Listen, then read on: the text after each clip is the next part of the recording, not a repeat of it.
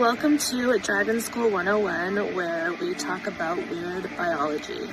Today we are going to be talking about the ABO blood group. So everybody has a blood type, and everybody has more than one blood type. Each blood type affects a different gene. So we're going to talk about the ABO blood group. A, B, and O blood type are little proteins that sit on the surface of the red blood cells. And they evolved in humans as a defense mechanism.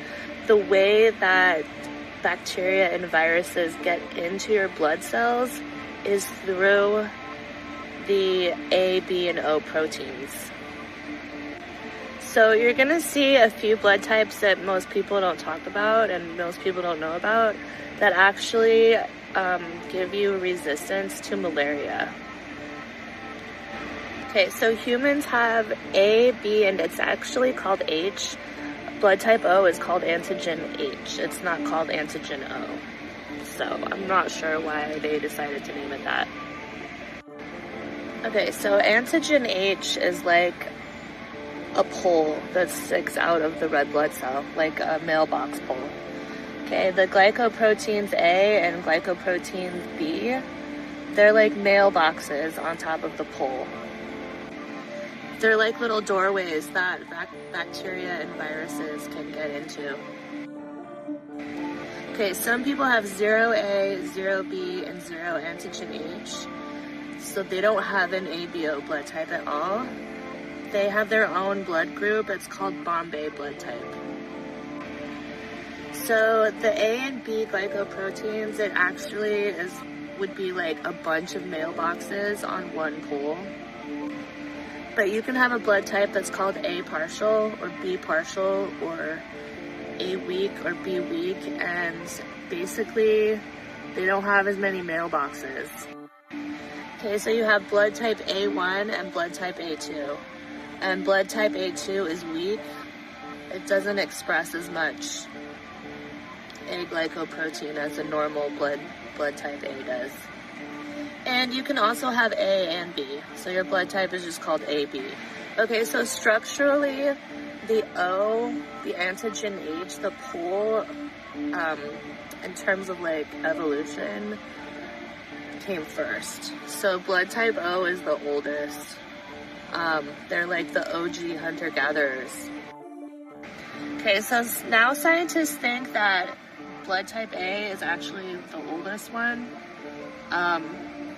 And then blood type O is a mutation where the gene isn't getting the instructions to finish making the A glycoprotein. However, the ABO gene is literally millions of years old. So all the primates, which is the monkeys and the apes, they all have the ABO gene as well. And each species expresses it a little bit differently. Okay, so most people are O or type A. At first, they think there wasn't that many humans that were type A, but it spread with agriculture. So like generally type A used to be a European thing, whereas type O was more like African and American and indigenous. So they think blood type B in humans is like only tens of thousands of years old. And for a really long time, it was an Asian blood type. So like you didn't have AB blood type in the past, right? Because people weren't, for a long time, people weren't traveling all over the world like they do now. But when the Silk Road got popular, then people started mixing a lot more. Okay, so there's two types of AB. There's the normal AB, where you inherit A from one parent, and from the other parent you inherit B, right? So you inherit two genes. One gene is A, one gene is B. So AB is actually the newest blood type, and the oldest evidence they have of AB comes from skeleton samples that are only 2,000 years old. And guess where they're from? Jerusalem. Okay, and I mention this because There's this weird internet conspiracy theory that Jesus and the 12 tribes are quote-unquote pure bloods. And they're not pure bloods, they're mixed, because if they found like such a high concentration of AB skeletons, it means that they were mixed from Asia and Europe. So that's that with that theory. Okay, the other type of AB is called cis AB, and they didn't know about this for a really long time until we got good at genetics. But cis AB means that you inherit both A and B from one parent, and then the other gene is probably blood type O. And cis AB is specifically from East Asia. It wasn't discovered until the 1960s, and they couldn't really confirm it until the 1990s when the genetic science got more advanced.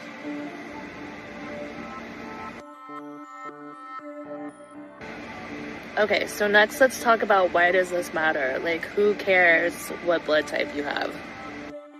Okay, so to review, the A, the B, and the H antigens are all little proteins that stick out of your cell. The antigen H, which is blood type O, that's like a pole that sticks off the cell, and then the A and B are glycoproteins that sit on top of those poles on antigen H. So if you are blood type O and you receive blood type A or B blood, it will kill you. You'll die. Okay, so if you're blood type O, you can only get blood from someone with blood type O. If you're blood type A, you cannot get blood from someone that is type B, but you can get blood from someone that's type O. Because if you are type A or type B, you also have the H antigen. So someone that's blood type B cannot get blood from someone that's type A, but they can get blood from someone that's type O. Okay, now the people that we talked about that don't have any A, B, or O at all, they're completely missing antigen H. That's called the Bombay blood type, and they can only get blood from somebody else that's Bombay. So they can't even get blood type O, or it will kill them. Okay, and remember how I said there's blood type A1 and blood type A2? Blood type A2 makes a lot less of the A glycoprotein than the normal A1 does. And it is possible for someone that's A2 to have a bad reaction from A1 blood, but I don't think it's really documented that well. Okay, so this is why it's so important. You have to know your blood type before you get a transfusion, or you can die. The other thing is if you're mating with someone with an incompatible blood type, it can cause a lot of problems with the fetus, but that doesn't usually apply to the ABO blood type, so we'll talk about that later.